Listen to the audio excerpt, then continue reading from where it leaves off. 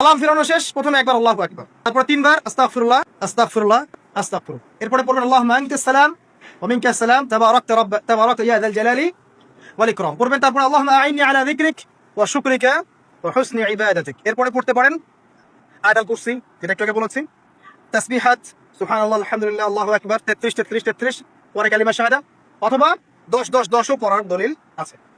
এরপরে পড়বেন সুবহানাল্লাহি ওয়া বিহামদিহি আদাদা খালকিহি ওয়া রিদা নাফসিহি ওয়া জিনাতা আরশিহি ওয়া মিদাদা কালিমাতিহি, তিনবার, এটা তিনবার, তিন কুল তিনবার করে। সূরা ইখলাস তিনবার, ফালাক তিনবার, নাস তিনবার।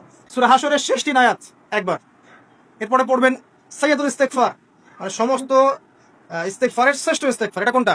আল্লাহুম্মা আনতা রাব্বি লা ইলাহা ইল্লা আনতা খালাকতানি আনা আবদুক ওয়া আনা আলা আহদিক ওয়া ওয়া'দিক মাস্তাতা'তু আউযু বিকা মিন শাররি মা সানা'তু আবু'ু লাকা বিনি'মাতিকা আলাইয়া ওয়া আবু'ু বিযানবি ফাগফিরলি ফাইন্নাহু লা ইয়াগফিরু যুনুবা ইল্লা আনতা। এটা যে পড়বে সকালে পড়ে যদি রাতের মধ্যে মারা যায় জান্নাত ইনশাআল্লাহ, আবার সন্ধ্যায় পড়ে যদি সকালের আগে মারা যায় জান্নাত ইনশাআল্লাহ। এত বড় অস্ত্র, এত বড় একটা সুযোগ।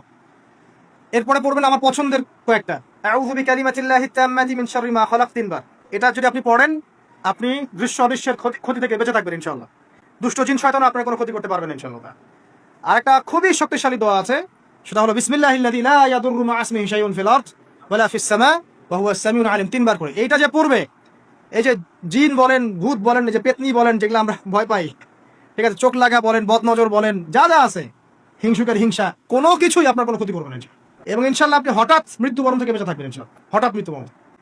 এরপর পড়বেন 10 বার লা ইলাহা ইল্লাল্লাহু ওয়াহদাহু লা শারীকা লাহু লাহুল মুলক ওয়া লাহুল হামদ ওয়া হুয়া আলা কুল্লি শাইইন কাদির। এটা 10 বার পড়লেও হবে।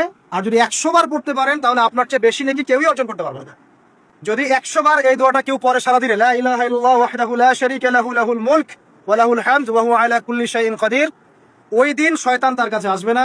100 গুনাহ আমলনামা থেকে কেটে দেওয়া হবে, 100 নেকি লিখে দেওয়া হবে এবং আল্লাহর কাছে দিন শেষে একটা তালিকা পেশ করা হয়, আজকের দিনে কে কি আমল করেছে। এই তালিকায় তার নাম দেখবেন সবার আগে আছে। ওই ব্যক্তির নামও থাকতে পারে যে 100 বারের চেয়ে বেশি পড়েছে, তখন তার নাম আগে চলে যাবে, এর নামটা পরে চলে আসবে। কথা বুঝতে পারছেন? মিনিমাম 100 বার পড়তে পারলে খুব ভালো হয়। যদি না পারেন কমপক্ষে কয়বার? 10 বার। এরপরে পড়বেন 10 বার দরুদ শরীফ, আল্লাহুম্মা সাল্লি আলা মুহাম্মাদ ওয়া আলা আলি মুহাম্মাদ, যেটা আছে দরুদ ইব্রাহিম, এটা পড়তে পারেন, অথবা ছোট করে পড়তে পারেন আল্লাহুম্মা সাল্লি ওয়া সাল্লিম আলা নবিয়িনা মুহাম্মদ, এটা পড়লেও হবে, অথবা আল্লাহুম্মা সাল্লি আলা মুহাম্মাদ ওয়া সাল্লিম, এতটুকু পড়লেও ইনশাআল্লাহ হক আদায় হয়ে যাবে। 10 বার যে ব্যক্তি দরুদ পড়ে সকালে সন্ধ্যায়, নবী সাল্লাল্লাহু আলাইহি ওয়াসাল্লাম তার জন্য পরকালে সুপারিশ করবেন ইনশাআল্লাহ। যদি আমরা নবীজির সুপারিশ পেতে চাই, দরুদের কোনো বিকল্প নাই, বেশি বেশি দরুদ পড়তে থাকেন, তার সুন্নাহ অনুসরণ করেন, বেশি বেশি দরুদ পড়তে থাকেন, মিনিমাম সকালে 10 বার, সন্ধ্যায় 10 বার, ইনশাআল্লাহ আল্লাহ নবী সুপারিশ করবেন ইনশাআল্লাহ তাআলা। আর কাছে রাদিতু বিল্লাহি রাব্বান ওয়া বিল ইসলামি দীনান ওয়া বি মুহাম্মাদিন সাল্লাল্লাহু আলাইহি ওয়াসাল্লাম নবিয়্যা, এর একটা বড় ফজিলত আছে। কি ফজিলত? যে ব্যক্তি এই দোয়াটা সকাল সন্ধ্যা 3 বার করে পড়ে, কিয়ামতের মাঠে আল্লাহ পাকের উপর হক হয়ে যাবে, ওয়াজিব হয়ে যাবে, আল্লাহ ওই ব্যক্তিকে সন্তুষ্ট করে দিবেন ইনশাআল্লাহ। সন্তুষ্ট করে দিবেন মানে কি? ইনশাআল্লাহ সে জান্নাতে যাবে।